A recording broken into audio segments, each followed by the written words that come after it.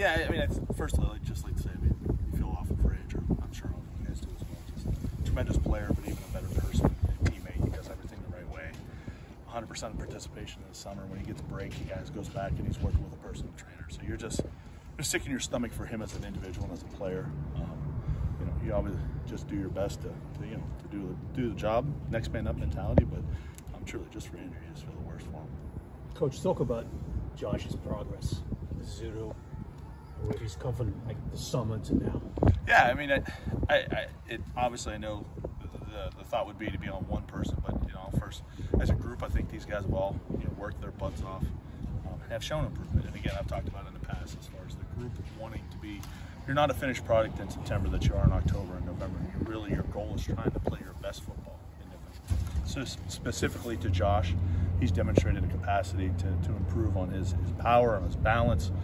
We've moved him around. He's played tackle, he's played guard for us, he's played the jumbo tight end.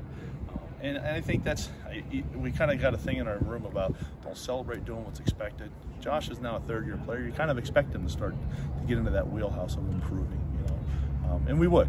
O-line's a developmental position. He's continued to develop and improve. What you came in here with fresh eyes? What made you think? I mean, I knew you did some guard, but mostly tackle. Like that was his best spot. I don't know yet if we know what his best spot is necessarily, but I think he can play tackle, and I think I can play. He reminds me a lot of two other players that I've had an opportunity to coach in my career. You kind of see the same thing. There's archetypes, whether it's personalities, whether it's archetypes within the football and that O-line play. I think he kind of fits that mold, and he's demonstrated with his play thus far in training camp through the early part of the season and preseason.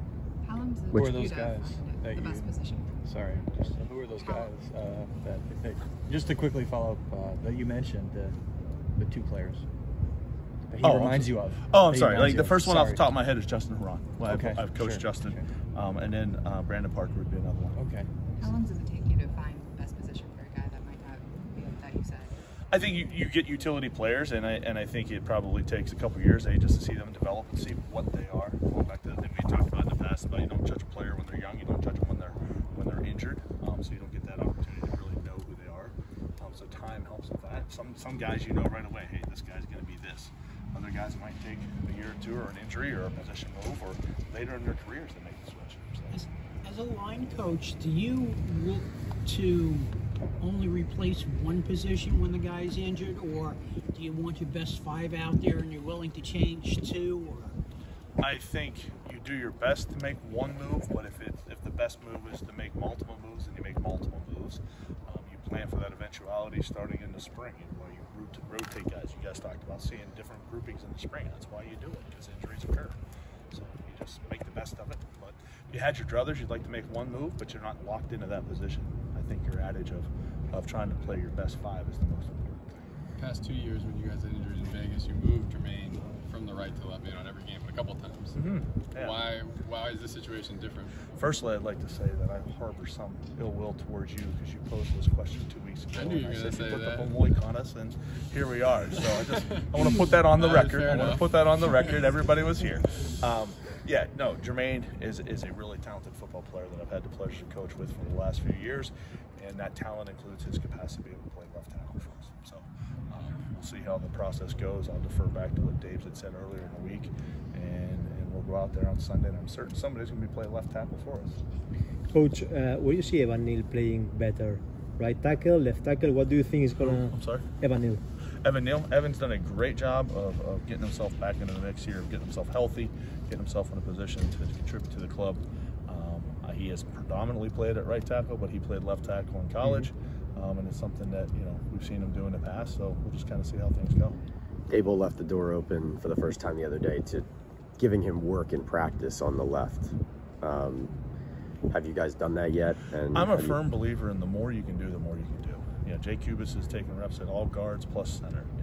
Evan obviously having played it in the past, he feels comfortable having played over there when he was in college, so that's fine. Aaron Stinney played left tackle in college too, so I mean everybody gets an evaluation in the fall. So Evan obviously missed a lot of time in the spring and in camp. Yeah, injuries happen. No, but I'm just, how much development time can you do in season? Where I think yeah, that's never over. That's especially at our position. Like James Ferentz is doing a great job with these guys. They come out because you're limited in season on individual time, but we're going to get that work in, whether it's special teams, but we also come out, the old guys come out 15 minutes early, and they do an individual period. I don't know if you guys are able to be out here, but there's a group of guys. John Michael is the starting center coming out here. He's a younger player, so he's out here doing extra. Like, you know, if you're doing, you know, post practice, you know, hey, listen, I need to work on my hands. So I've been out there working on his hands post practice. You know, so it is expected, because you need. If you're green, you're growing. If you're ripe, you're dying. And especially with the young players, like continuing those fundamentals in season, whenever you can find them, like we've got to continue to do it. And he does. So they've been doing extra, whatever it may do. That applies to that individual. That extra work usually is, hey, my sets are this, or hey, I don't feel this, or hey, I'm going to work at this position. So, but you definitely need to do extra, because like you said, in season, you're limited on some time. Carm, a couple weeks ago when we were talking to you about Evan, you said it had only been 2 weeks, or it had only been a couple weeks with him. I didn't follow up and clarify what you meant by that. Well, I mean, I just think that, you know, we had some setbacks in the spring, deservedly so. Obviously, he had surgery, and then we have a setback, so you're kind of limited on what he can do. It's more, you know, when you're doing the on-the-field football stuff, and then you get into training camp and he starts on PUP, and you're easing a player back into it because you're looking to not get a setback. So really, we had about 2 weeks. We played one preseason game, maybe about 15 reps in the preseason. So you really had a limited time just back on the field doing football stuff. Doing all the sled pushes and the change of directions and everything else, but I think offensive line play and the movements and the positions that your body's put in is such a unique thing that you've got to go out and do that job, because he started on PUP and he was limited through training camp, and then we get into it that it really, at that point, you know, it had only been about 3-4 weeks of him actually doing O-line stuff, you know, at a full speed live tempo rep.